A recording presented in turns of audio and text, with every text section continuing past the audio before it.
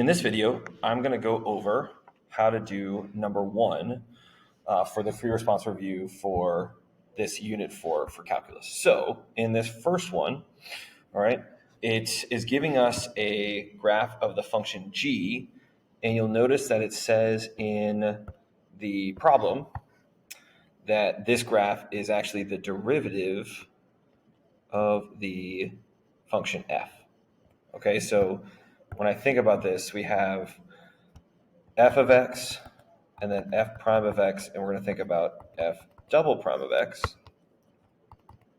or the second derivative, and this is the same as g of x. Okay, so it says for this entire graph they've given us from -5 to +6, on what open intervals, if any, is the graph of f both increasing and concave up? So let's do increasing first.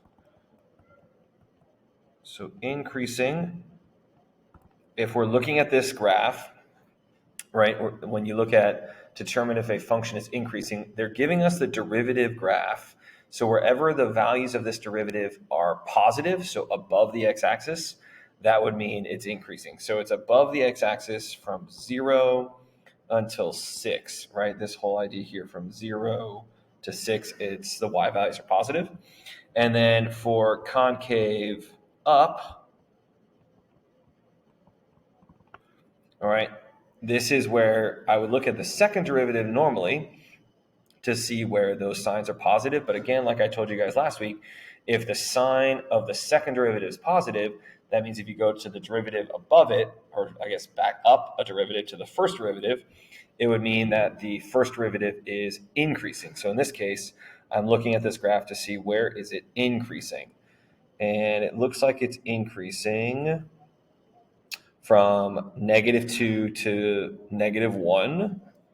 So -2 to -1.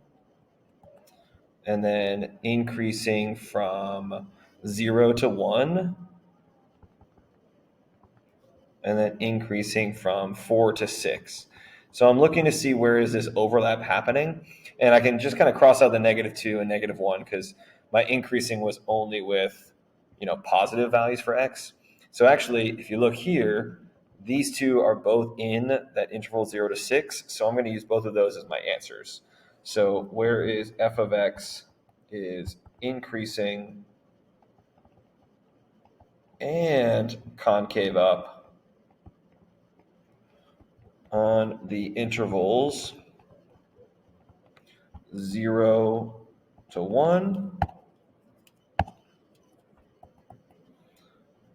and the interval 4 to 6. All right, so that's it for part A. Now, part B. Part B is asking for any x-coordinates for points of inflection for the original graph. So again, points of inflection is where you're changing concavity.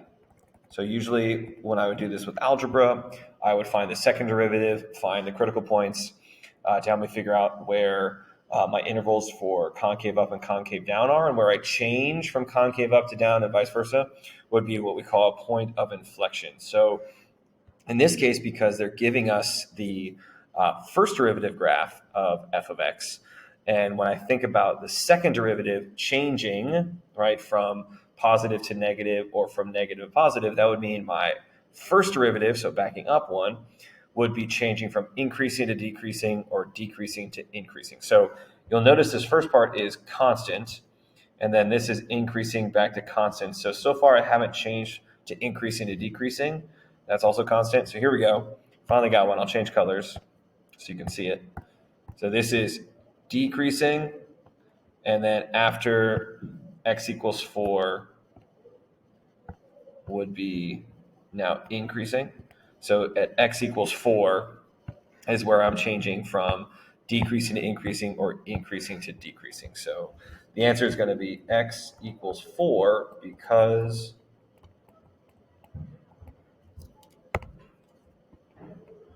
g of x, or you could write f prime of x, is changing from decreasing to increasing. All right, so that's it for this first one, number one. Don't forget to check out my other videos where I go through 2 through 5.